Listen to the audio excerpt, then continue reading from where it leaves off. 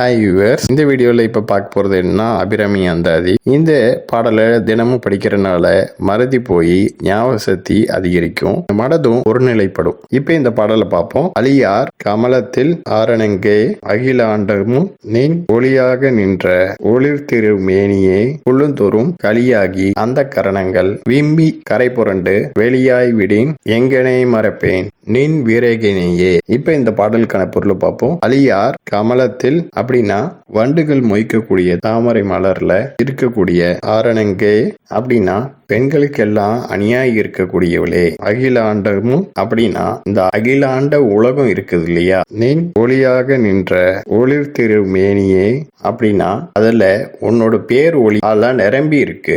அத்தகைய உன் உருவத்தை புல்லுந்தோறும் அப்படின்னா உன்னை தியானத்துல நினைக்கும் போதெல்லாம் களியாகி அந்த கரணங்கள் விம்மி கரை புரண்டு வெளியாய் விடின் அப்படின்னா அந்த ஆனந்தங்கள் எல்லாம் பிரபஞ்சத்தோட எல்லையெல்லாம் கடந்து அண்ட வெளியெல்லாம் கலந்துருது.